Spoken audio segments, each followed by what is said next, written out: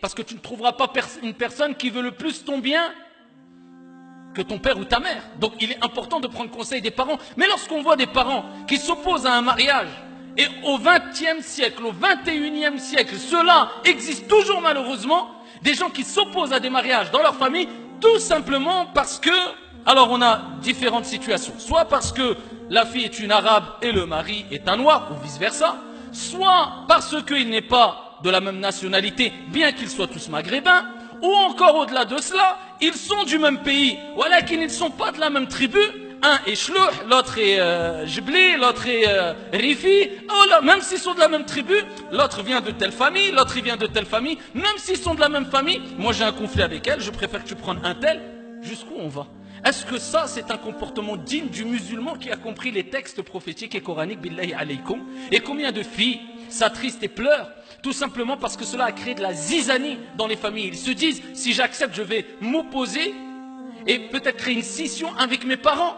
Et si je refuse, eh bien voilà, je n'aurais pas pu être libre quelque part de choisir qui je voulais et qui j'aimais. Eh bien on m'a donné le choix entre choisir l'amour de mes parents ou de cet homme-là. Alors que cet homme-là est une personne pieuse au bon comportement. Alors que le messager d'Allah, alayhi salatu wassalam, a dit, Ida atakum, si quelqu'un vient vers vous et qui a le comportement, est doté d'un bon comportement, de bonne moralité, c'est important, essentiel, ainsi qu'il y a la religion, eh bien, mariez-le, acceptez ce mariage-là. Et si vous ne le faites pas, plusieurs versions.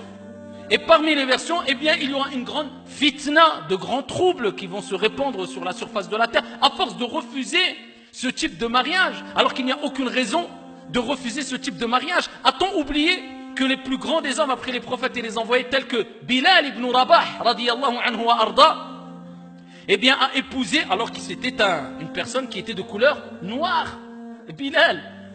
Et c'était une personne qui était originaire d'Abyssinie. Et c'était une personne qui était esclave.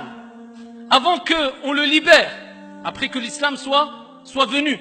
Et c'est une personne qui s'est mariée avec, ici, la sœur de Abdurrahman ibn Auf, radiyallahu anhu warda, qui était une femme faisant partie de la tribu des Quraysh. Et c'était ici quelque chose de noble et de grand. Et ils se vantaient de leur tribu. Eh bien voilà que ici, elle a accepté de se marier.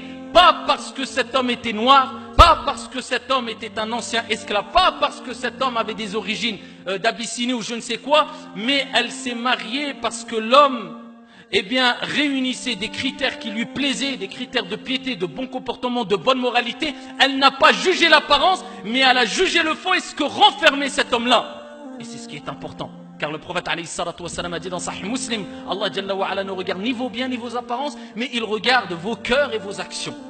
Alors je ne parle pas de ceux qui ne veulent pas de eux-mêmes. Une femme ne préfère épouser un homme de sa nationalité, qui a la même nationalité ou qui a les mêmes origines.